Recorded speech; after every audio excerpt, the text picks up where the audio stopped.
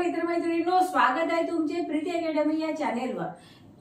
आज आपण सामाजिक व धार्मिक प्रबोधन हा जो चॅप्टर आहे क्लास 8 चा हिस्ट्रीचा, त्याच्यामधला आपण काही भाग बघणार आहोत। मागील व्हिडिओमध्ये काही भाग झाला, आता नेक्स्ट व्हिडिओमध्ये आपण पुढील भाग बघू। चल बघा, आज मी सत्यशोधक समाज, आर्य समाज आणि रामकृष्ण मिशन या तीन समाजाविषयी तुम्हाला माहिती देणार आहे की काय काय याच्यामध्ये आहे। एक तर कोणी त्याची स्थापना केली आणि कसं काय। बघा, सत्यशोधक समाज, महात्मा ज्योतिराव फुले इसवी सन 1873 मध्ये सत्यशोधक समाजाची निर्मिती झाली।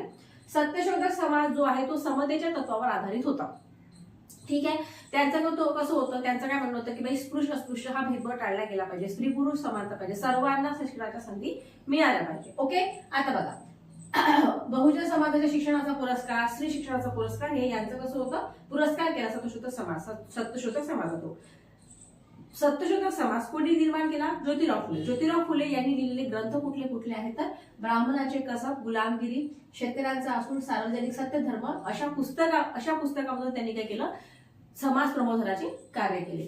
स्त्री पुरुष अथवा माणसा माणसामध्ये भेद निर्माण करणाऱ्या चालीरीतीवर सुद्धा त्यांनी कडक टीका केलेली आहे। ओके, इकडे बघा, आर्य समाज, स्वामी दयानंद सरस्वती यांनी इसवी सन 1875 मध्ये आर्य समाजाची स्थापना केली। सत्यार्थ प्रकाश हा वेदावर भाष्य करणारा ग्रंथ त्यांनी लिहिला। प्राचीन वैदिक धर्मच म्हणजे उत्तम धर्म आहे आणि वेदाकडे परत चला, असे हे यांच्या आर्य समाजाचे एक ब्रीद वाक्य होते।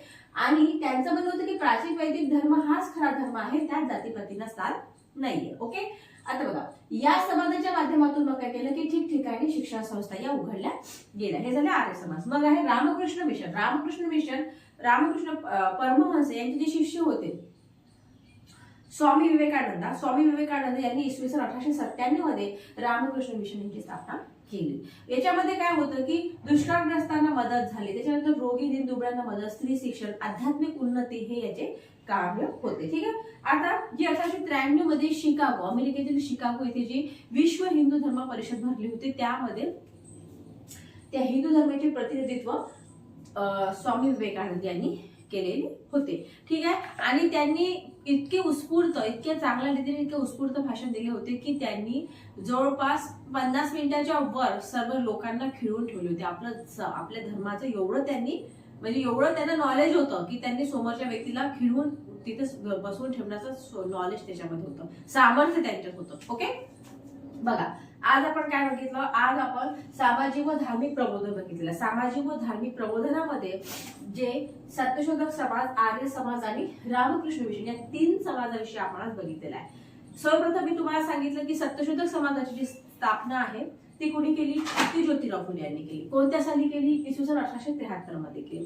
कोणत्या तत्वावर समाज आधारित होता? समतेच्या तत्वावर समाज हा आधारित होता। ओके, त्याच्यानंतर या सत्यशोधक समाजाचं कार्य काय होतं की बहुजन समाजाच्या शिक्षणाचा पुरस्कार, स्त्री शिक्षणाचा पुरस्कार, ओके, हे या समाजाचे कार्य होते। त्याच्यानंतर ज्योतिराव फुले यांनी कोणते ग्रंथ लिहिले?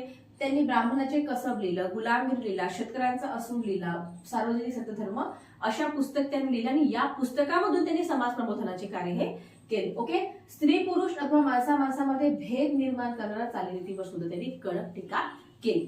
त्यानंतर आपण बघितलं होतं आर्य समाज। आर्य समाज, स्वामी दयानंद सरस्वती, ओके, 1875 मध्ये आर्य समाजाची स्थापना केली। त्यांच्या मते जो प्राचीन वैदिक धर्म आहे तोच खरा धर्म आहे। ओके, आणि त्यामध्ये काय होतं की त्यामध्ये जातीपातींना स्थान नव्हतं, वेदाकडे परत चला असे ब्रीद वाक्य त्यांचे होते आणि सत्यार्थ प्रकाश हा वेदावर भाष्य करणारा ग्रंथ त्यांनी लिहिला होता। ठीक आहे, आणि या समाजाच्या माध्यमातून मग ठिकठिकाणी शिक्षण संस्था सुद्धा उघडल्या गेल्या। ओके, आता बघा, रामकृष्ण मिशन, स्वामी विवेकानंद 1897 मध्ये यांनी रामकृष्ण मिशनची स्थापना केली। स्वामी विवेकानंद हे परमहंस यांचे शिष्य होते। ठीक आहे ना, मग आता या मिशन थ्रू काय काय करण्यात आलं तर दुष्काळग्रस्तांना मदत करण्यात आली, रोगी दीनदुबळ्यांना औषधोपचार, स्त्री शिक्षण, आध्यात्मिक उन्नती या क्षेत्रामध्ये या मिशन थ्रू कार्य झालं। आणि 1893 मध्ये जे शिकागो येथे जी एक बैठक भरली होती अमेरिकेमध्ये विश्व धर्म परिषदेमध्ये, तिथे त्या परिषदेचे प्रतिनिधित्व स्वामी विवेकानंद यांनी केले। ठीक आहे, हे तीन याचं लक्षात आलं तुमच्या। या पुढे सावित्रीबाई फुले यांच्याविषयी थोडी माहिती सांगितलेली आहे। त्याच्यानंतर मुस्लिम समाजाचं कसं कसं हे झालं, डेव्हलपमेंट झालं याविषयी सांगितलं. तर हा जो भाग आहे आपण नेक्स्ट व्हिडिओमध्ये बघू. थांबू आपण इथे. थँक्यू.